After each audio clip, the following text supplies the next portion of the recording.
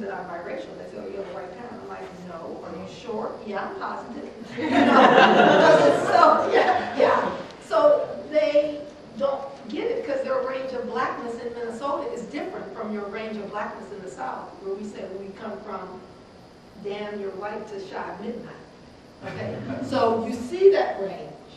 But here they don't. I mean, they classify and they see darkness as a negativity. And, you know, so I'm just saying this whole point about your consciousness and awareness as a teacher, you know, is about respecting where they are and letting them know things they don't know.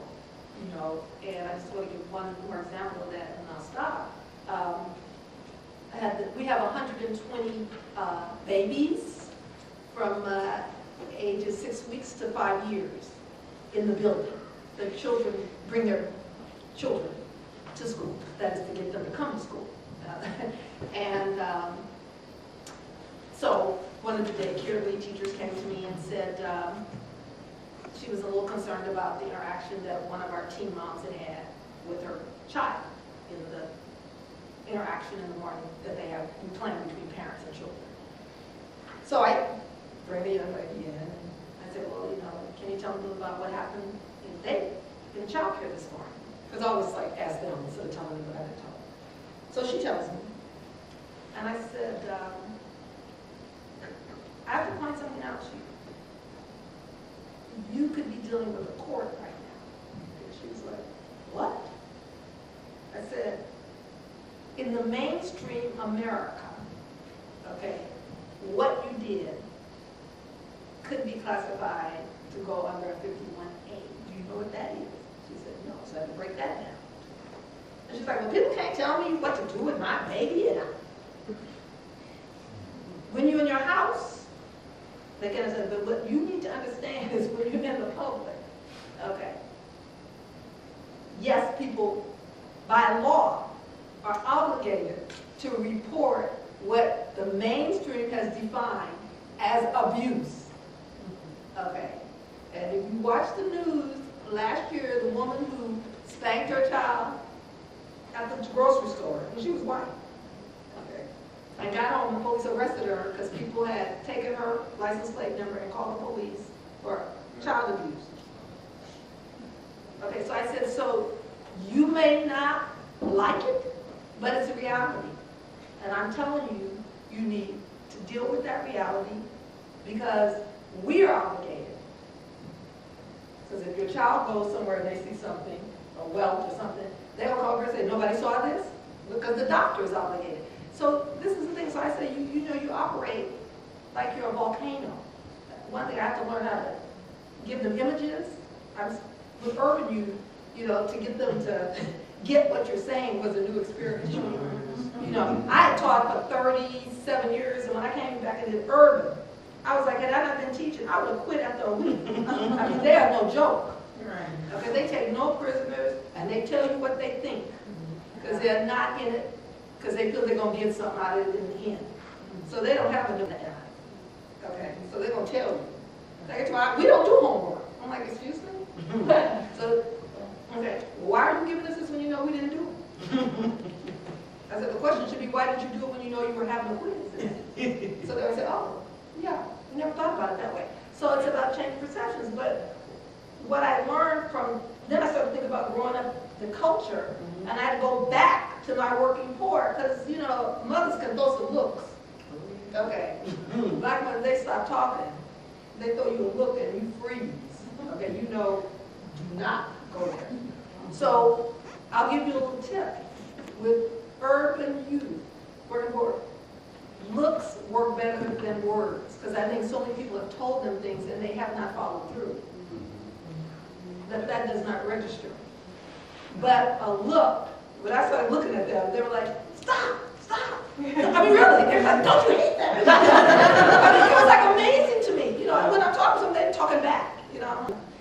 So looks work, and also giving them an image. And so I said to this young lady, you're like a volcano. You know, you asked a classmate for a book the other day upstairs, and she said, oh, she forgot it. And you let go profanity. I mean, was that necessary? You know, you just erupt like a volcano. you, when you're building a lava bubbling, to think waterfall.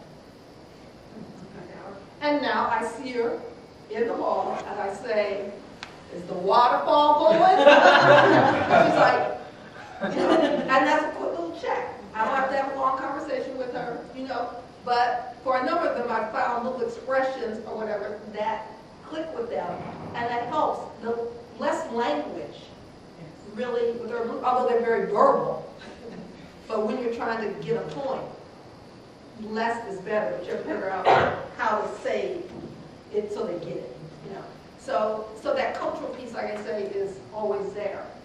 And it's like, they'll say to you, you're trying to change us. This is the way I talk. And I'm like, no, you can talk like that somewhere else. I hope you'll change. But I'm saying boundaries in this space, that language is unacceptable. So I try to focus on, you know, boundaries, because I feel that's my job, to let them be able to cross boundaries effectively.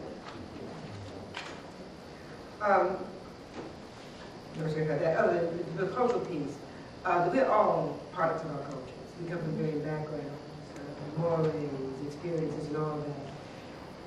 And we have to respect that in everybody else. And if you want to be respected for who we are, we've got to do the same thing. So I think we've got to really learn to listen. You have to listen to your students. This is to be a period. And you listen to learn, and then you learn to listen. But we've got to begin to listen far more than we talk. Many young people have caught far more than they've been taught. Okay? So we have to begin to recognize that. So we've got to begin to listen to find out what have they caught that we need to deal with, that we need to kind of dismantle, take apart, or undo on some level. We've got to begin to also, I think, as we deal with this, begin to do the right thing for sustainability, as opposed to the immediate thing. And oftentimes we jump to the immediate, saying we're going to come back. We kind of never get back to that piece. The other piece is, you see, like a volcano. And that is so true. I think all of us are. And I think we've seen it very clearly here recently. The Tempest, Zia, wrote a play called A Tempest. And he deals with the idea of Caliban. You didn't, as you know, Caliban. And in it, Amos Zia was the mayor of Port-au-Prince. He just died this year, last year, very recently. But he was actually one of the ones, he and Leopold Senghor actually coined the phrase negritude, 1988, back in France. And they were both in France as the darlings of France. He was from Martinique, and Leopold Senghor was for what we put back home, what became synagogue. But in this piece, A Tempest, he writes about, well, he's a black people primarily, we now can look at it as all of us, that there's a tempest in all of us about right hand. That there's a volcano in all of us about to erupt. And it's there because we don't talk. We don't dialogue. What we do is we just tamp it down. And everybody's telling you, not to. We can't emote. You can't say that. You can't do that. And so we just kind of like tamp it down, tamp it down, tamp it down.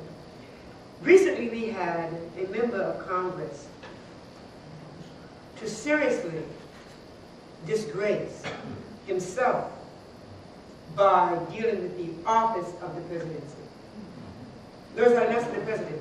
The office of the presidency. You're alive. Where does that come from? It comes from having tamped down so much that I now got to scream. There's got to kind of come out some kind of how. What's important about the talk culture, we must begin to look at, in this country, we are a nation of immigrants. And the big issue on our plate right now is immigration. Some of us came by choice. Some of us came indentured. Those that look like me came forced. Some came in steerage. It's important to understand, and I think we have to begin to understand people who have been objectified in other lives, and especially those who look like me. Because I came to this country